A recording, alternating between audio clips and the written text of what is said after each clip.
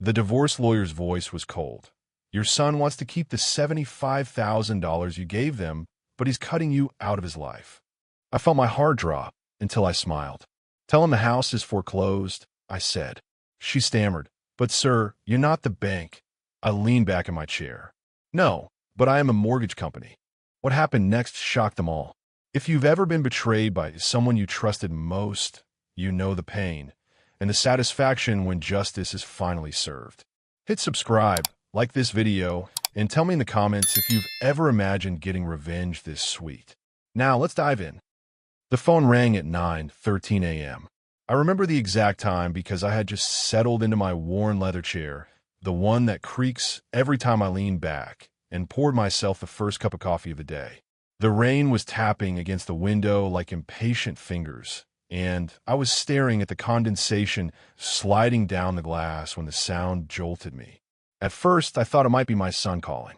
For months, I've been waiting for one of those rare check-ins, the kind of call where he'd say, "Hey, Dad, just wanted to see how you're doing." A small part of me still clung to that hope. I picked up, "Hello," but it wasn't his voice. Instead, it was a woman's, calm, clipped, and rehearsed. "Good morning, Mr. Whitaker. This is Elaine Cartwright, counsel for your daughter-in-law." Immediately, the muscles in my shoulders tightened. Lawyers don't call just to say hello. "Yes," I said slowly, gripping the receiver a little tighter. "What's this about?" She cleared her throat. "I'm reaching out regarding the divorce proceedings between your son, Daniel, and my client, Melissa." My pulse quickened. Divorce? Sure. I knew they'd been fighting. Holidays were tense. Arguments simmered like low embers under forced smiles. But divorce? I hadn't heard a word from Daniel. I stayed quiet, waiting. Her voice was steady, professional, yet it carried an edge, like she was bracing for my reaction. "Your son," she continued, "has informed us that he intends to keep the house you helped them purchase. He also insists on retaining the $75,000 down payment you provided." Furthermore, there was a pause.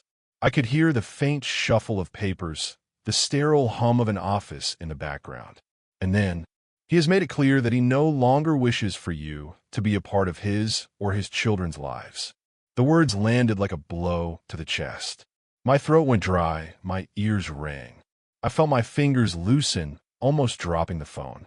$75,000. Gone. Not as a loan, not as an investment, as a gift. A father's gift to a son he thought loved him. And worse, the cutting off. Not just for Daniel, for my grandchildren. Their laughter, their little arms around my neck, the way they'd shout, "Grandpa," when I walked through the door. All of it, gone with a single sentence spoken by a lawyer. For a moment, I couldn't speak. My vision blurred, rage mixing with grief until the two became indistinguishable. When I finally opened my mouth, my voice was calm, eerily calm, even to me. "Tell him." I paused, the words forming with deliberate weight. "The house is foreclosed." There was silence on the line, then a nervous chuckle, the kind people give when they think they've misheard. I'm sorry, sir. I don't think I understand. You're not the bank." I leaned back in my chair, feeling the old leather groan under my weight. A small, cold smile tugged at my lips. For the first time in years, I felt a flicker of control in a situation that had left me powerless. "No," I said softly, savoring the words. "I'm not the bank, but I'm a mortgage company."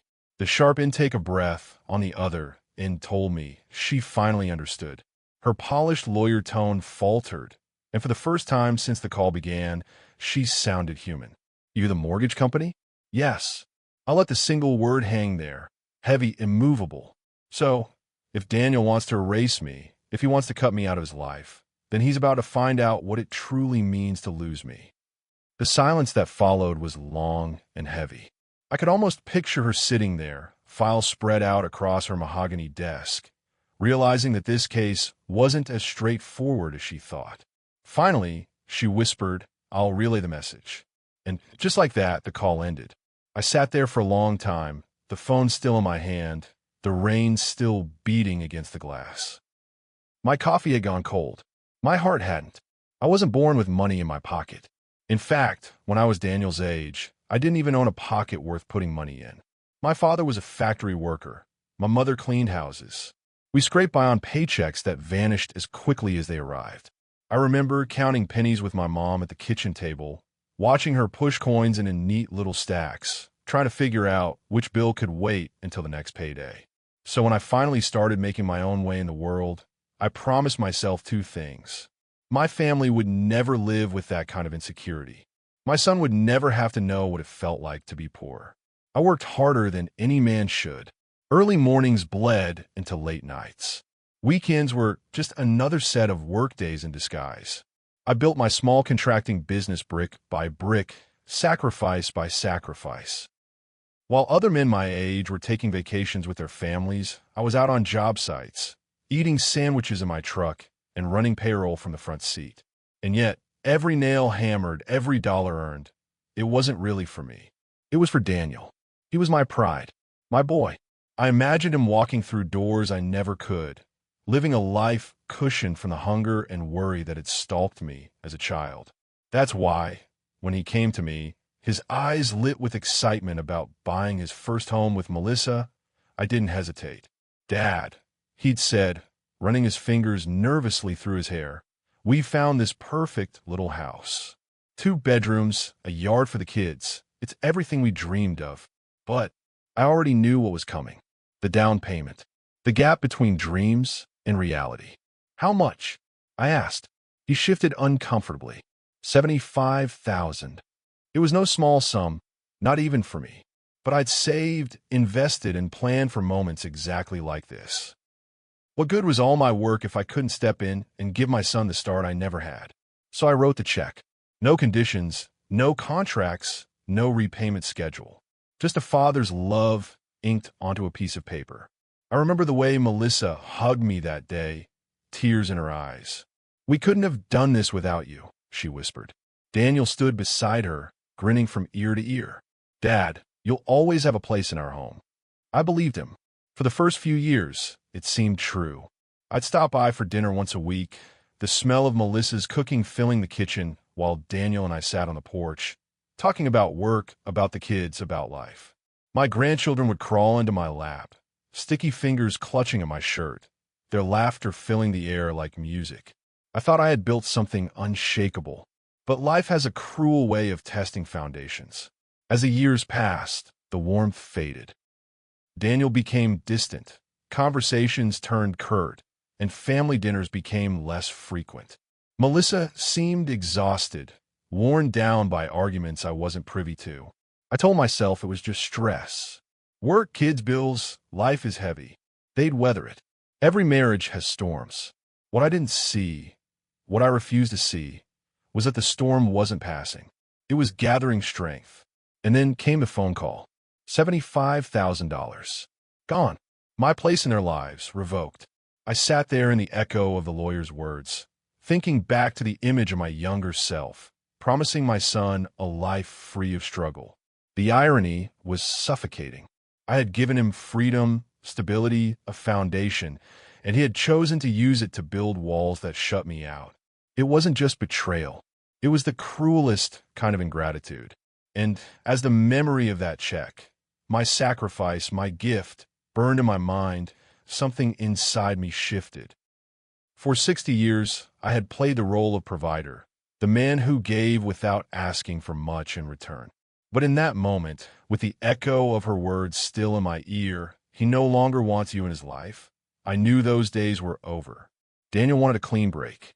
He was about to find out just how costly that break would be.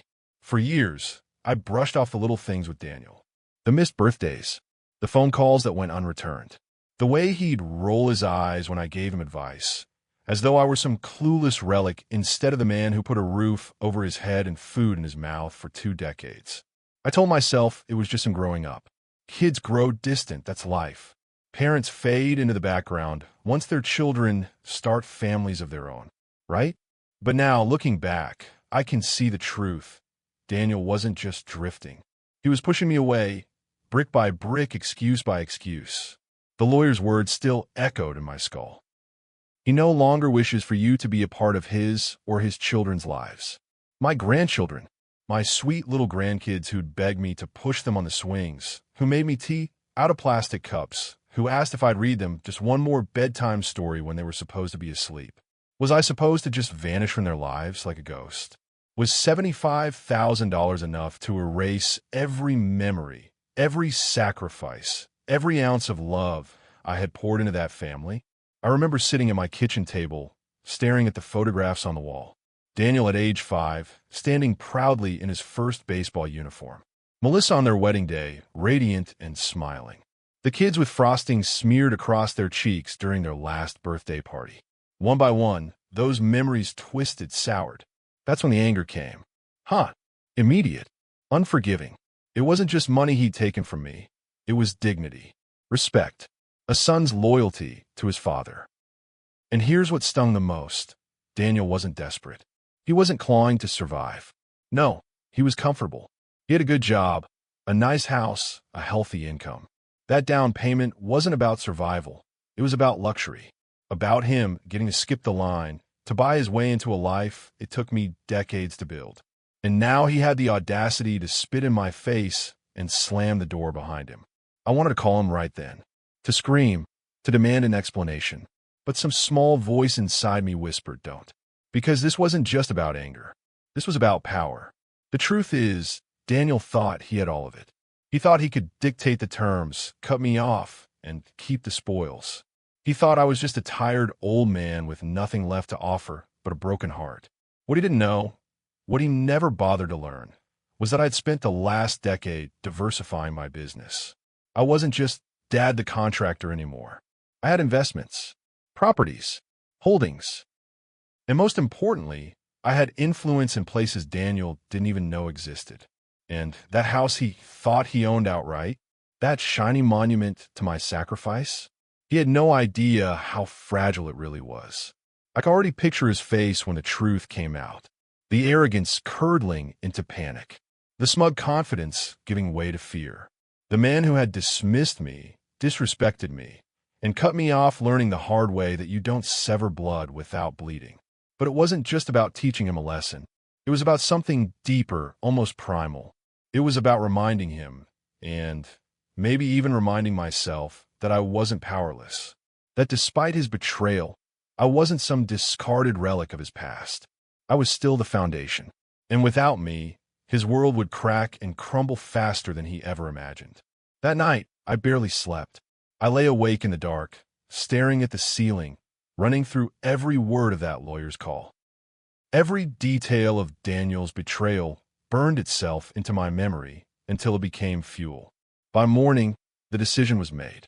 If my son wanted to betray me, if he wanted to erase me from his life, then I would show him the cost of cutting away the very hand that fed him. And I wouldn't need to raise my voice. I wouldn't need to shout or threaten. I'd do it quietly, precisely, like a scalpel, because true betrayal demands not just anger, but justice. And justice I had in spades. That morning, I sat at my desk with a cup of black coffee, a yellow legal pad, and 30 years of business instincts humming in my veins. Daniel thought he had cut me out of his life. But what he didn't realize was that he'd tied himself to me far more tightly than he ever knew. First, the house. The so-called dream home I'd help him buy wasn't really his. Yes, I gave him the down payment, but the mortgage? That was still a loan. A loan serviced through a mid-sized regional mortgage company. A company I happened to own a significant stake in. Most parents help their kids with down payments. Few parents quietly buy into the financial institutions holding their kids' debts. But I'd always believed in having my hands in multiple pies. And now, that foresight was about to pay off. I called up my contact at the firm. "Hold a file on Daniel Harper," I said calmly, as if I were ordering lunch. Within minutes, I had every detail, payment history, remaining balance, even the notes from the loan officer about Daniel's tendency to pay late. Strike one. Then came his job. Daniel worked for a construction supplier. Good salary, stable benefits, upward mobility. He liked to brag about how indispensable he was to the company. What he didn't know was that the company had been struggling, bleeding money quietly while pretending to be stable. And I had been circling it like a shark for months. The paperwork was already in motion to acquire the company. My legal team was ironing out the final details. In just a few weeks, the ink would dry, and I would be sitting at the top of his career ladder. Strike two. I leaned back in my chair, the plan crystallizing in my mind. Daniel thought he was safe because he believed the ties that bound us were sentimental, just family bonds, easily cut with one harsh phone call. But the truth was, those ties ran deeper. They were financial, professional, structural. He was standing on foundations I had built, living in a house my money secured, working for a company I was about to own. He thought he had slammed the door on me. He had no idea that door was attached to a house standing on my land. And so, I designed the play, not an immediate strike. No, that would be too easy, too obvious. The best revenge is slow, deliberate, and impossible to see coming until it's far too late. First, I tightened the leash on his mortgage. Subtle changes, interest adjustments, stricter late payment policies. Nothing illegal, nothing that couldn't be explained away as policy changes, but enough to make him sweat, enough to make him realize that the financial cushion he took for granted was thinner than he thought. Second, I finalized the acquisition of his employer. Quiet meetings in boardrooms, signatures exchanged behind closed doors. The kind of work Daniel had no visibility into while he sat smugly at his desk, assuming his world was stable. By the time he realized who now signed his paychecks, the trap would already be sprung. And finally, the piece de resistance, my silence.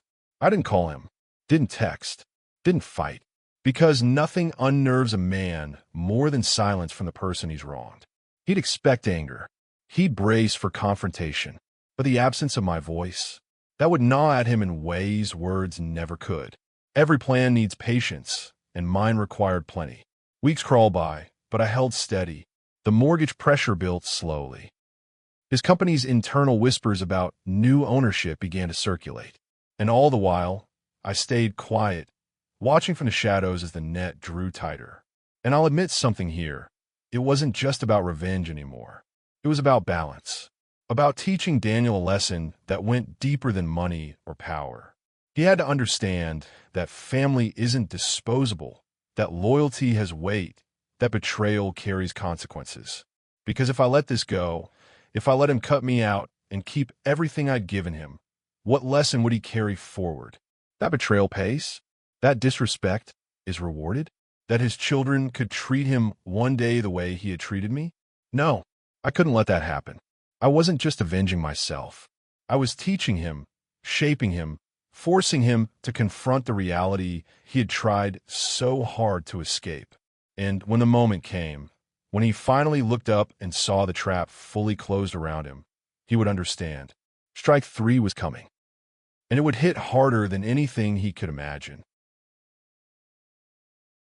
Revenge stories aren't always about explosions or grand spectacles. Sometimes the most devastating strike is quiet, calculated, and deeply personal. Daniel thought money gave him freedom. He thought arrogance could replace gratitude. But what he didn't realize was that the very foundation of his life, the home he lived in, the job he worked at, was built on the sacrifices of the man he betrayed.